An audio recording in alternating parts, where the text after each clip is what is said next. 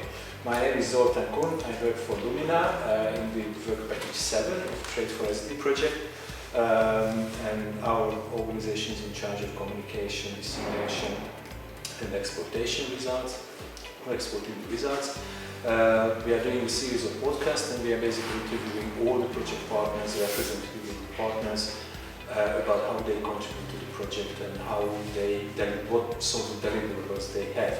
So I'm now talking to the representatives of CREA, which is in charge of one of the work packages. So my first question is to you. Can you introduce yourself, maybe your team, your organization, and what is your contribution to the Trade for SD? Okay, my name is Roberto Henke, and this is my Rosari, Pupo and Federica Demaria. We all work at CREA. CREA is the largest Italian institute dealing with agricultural and food issues, and we are members of this project. We have a lot of experience in analyzing sustainability and policies. So our role in the project is basically to see how policies can address and enhance the whole idea of sustainability and sustainable development. So that's our role in the project, basically. But as far as I know, you are also in charge of leading part of one of the work packages. Yes. And work package 2 will find, correct? Yeah. Can you actually introduce this work package and say what you think, what is the expected outcome of this work package? Okay, so working package, the main goal of the working package 2 is try to answer to different questions related to the harmonization of standard and the link between free trade agreement and environmental provisions, and also particularly with the analysis of 3 case studies: cocoa from Ghana, coffee for in the case of Vietnam, and olive oil in Tunisia. And we started with a deeper analysis, a review analysis of the provision, environmental provision in free trade agreement. Then we have analyzed and already deliverable an output on the difference regulation in terms of maximum residual level of pesticides and antibiotics, and how these differences in regulation may have an impact on the countries, in different countries, and how these standards are different, and how large is the difference with the standard regulated by the EU. And the main results of this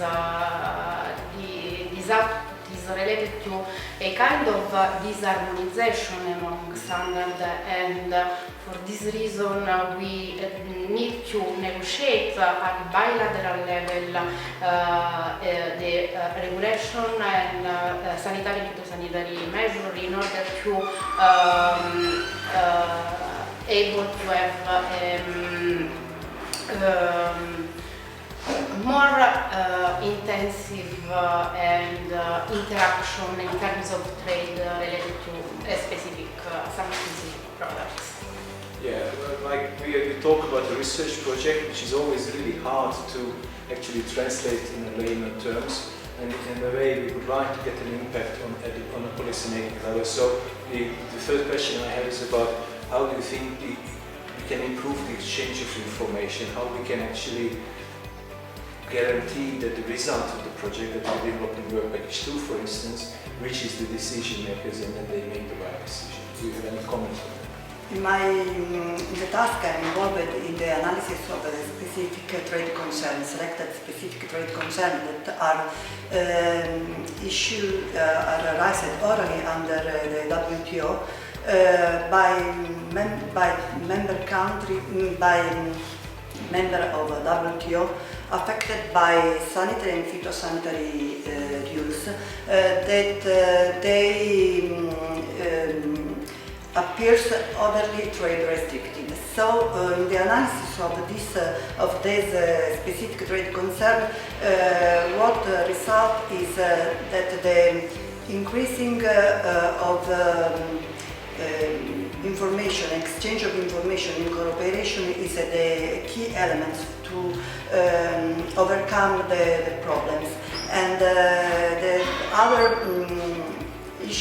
other element is the increasing the level of ambition in the bilateral trade and economic talk between countries, and increase the cooperation and the technical assistance for countries in order to meet the rules to be compliant with the EU rules on the sanitary and phytosanitary rules of the EU. Mm-hmm. In a way, and I said I'm going to have 3 questions, but obviously I got another one.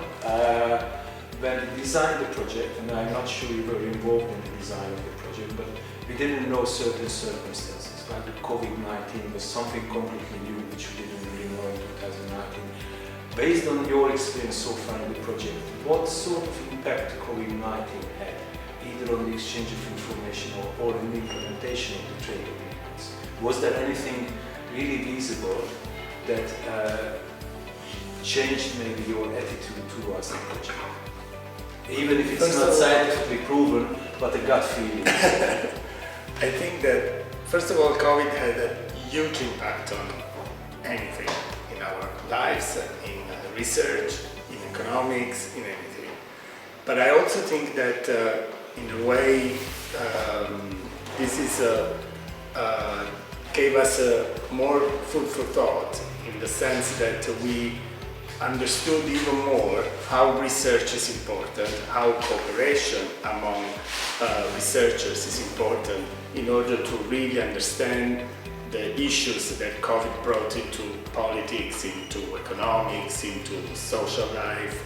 And I think this is the best way to try to give proper answers to big external shocks like COVID or even like the war, the Ukraine war. The best way to face these things at the European level is to have researchers working together and try to find a common solution that can be the answers to these external shocks. And you think so far it works in the project? Is it a good partnership, good cooperation? I think it is. In your work package? Yes. Okay. Thank you very much. Thank you. Thank you. Thanks.